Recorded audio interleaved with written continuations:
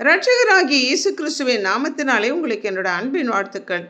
இன்றைய நாளின் தியானத்துக்காக தேர்ந்து கொள்ளப்பட்ட வேத வசனம் 2 ராஜாக்களின் புஸ்தகம் 19வது அதிகாரம் 3வது வசனம். இவர்கள் அவனை நோக்கி, இந்த நாள் நெருக்கமும் கண்டிதமும் தூஷணமும் அனுபவிக்கிற நாள், பிள்ளை பேறு நோக்கி இருக்கிறது, பெறவோ பலனில்லை என்று எசேக்கியா ராஜா ஏசாயா தீர்க்கதரிசியிடம் சொல்லும்படி அரண்மனை விசாரிப்புக்காரன் சம்பிரதி ஆசாரியர்களில் மூப்பரையும் அனுப்பினான். அசிரிய ராஜாவாகிய சனகரிப் யுத்தத்திற்கு வந்தபோது எசேக்கியா ராஜா ஆள் அனுப்பி, என்னை விட்டு திரும்பி போம், நீர் என்மேல் சுமத்துவதை சுமப்பேன் என்று சொன்னபோது அவன் 300 தாலந்து வெள்ளியையும் 30 தாலந்து பொன்னையும் சுமத்தினான். எசேக்கியா ராஜா அவைகளை எல்லாம் கொடுத்து தீர்த்த பிற்பாடும் அவன் பெரிய சேனையோடு வந்து எருசலேமுக்கு எதிராக முற்றுகை போட்டான். மற்ற தேசங்களின் தேவர்கள் என் கையிலிருந்து அவர்கள் தேசத்தை தப்புவியாமல் போனது போல உன் தேசத்தையும் என் கையிலிருந்து யாரால் தப்புவிக்க கூடும் என்று சனகரிப் தேவதூஷணம் சொன்னான்.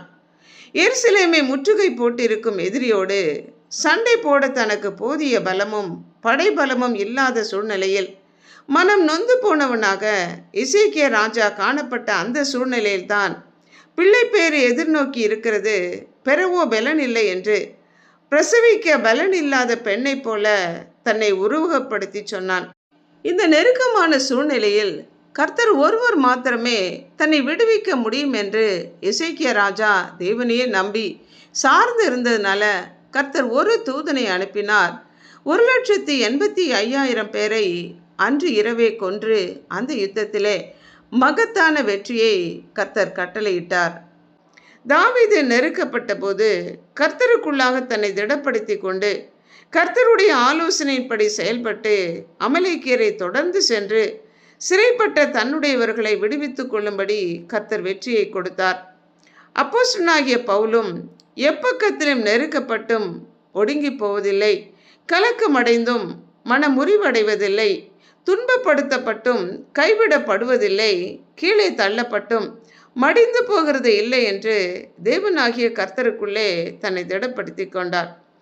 நம்முடைய நெருக்கங்களிலும் இக்கட்டான சூழ்நிலைகளிலும் தேவன் ஒருவர் மாத்திரமே நம்மை விடுவிக்க முடியும். ஜெபிப்போமா. அன்புள்ள ஆண்டவரே, நெருக்கத்திலே விசாலத்தை உண்டு பண்ணுகிற தேவனே, எசேக்கியா ராஜாவோட ஜெபத்தை கேட்டு இக்கட்டான சூழ்நிலையில் ஒரு தேவதூதனை அனுப்பி அந்த யுத்தத்திலே வெற்றி கிடைக்கும்படி செய்தது போல எங்களுடைய நெருக்கமான சூழ்நிலைகளில் பிள்ளை பேறு நெருங்கி பெற பலனில்லாத வேளையிலே பெற பண்ணுகிற தேவனாக துணை நின்று எங்கள் கண்ணீரை துடைத்து விடுவிக்கிற தயவிற்காக நன்றி செலுத்தி எங்களை அர்ப்பணித்து இயேசு கிறிஸ்துவின் நாமத்தினால் ஜெபிக்கிறோம் பிதாவே.